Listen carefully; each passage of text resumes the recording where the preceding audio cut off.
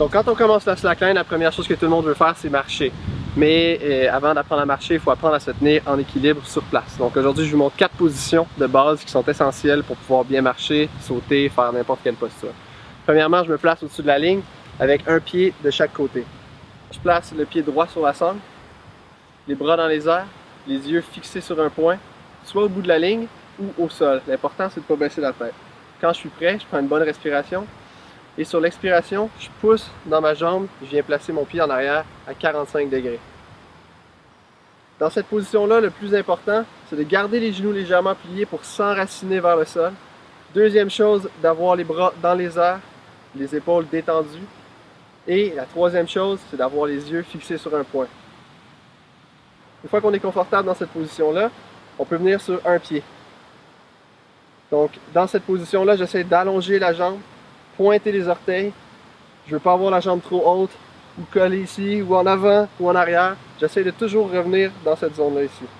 Troisième position, les orteils en arrière. Tout mon poids est encore sur ma jambe ici. Je garde juste les orteils qui touchent.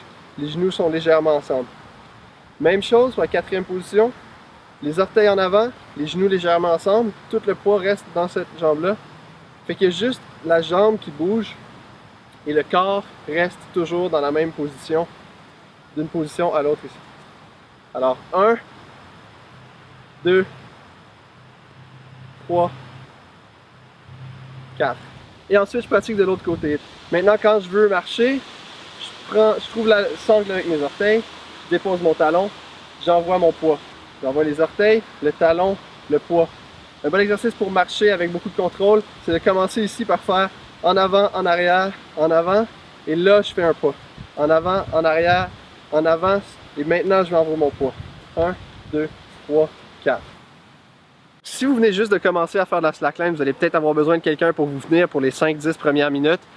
Je vais vous montrer une technique qui est très efficace pour ça. Donc, Danae, ici, notre cobaye, se place une jambe de chaque côté de la ligne. Il va monter un pied droit sur la sangle, lève les bras dans les airs, on fixe un point, on garde le menton levé. Je viens derrière, les mains en dessous des coudes. Donc je viens pas prendre les hanches et dessous les bras, la main ici comme ça. Je veux vraiment le laisser dans sa bulle. Il va placer les mains ici quand il est prêt.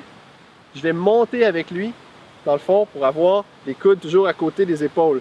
Je vais éviter de le tenir trop bas, ou trop en arrière, ou trop en avant, sur le côté.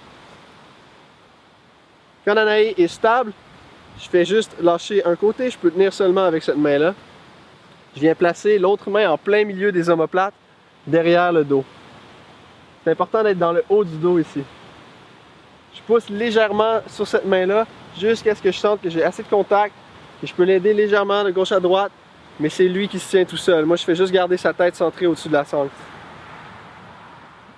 Quand il est en équilibre, je peux lâcher tranquillement, je reste prêt au cas où j'ai besoin de revenir, ou je peux revenir jouer avec la main comme ça et éventuellement le laisser pratiquer seul. Et voilà.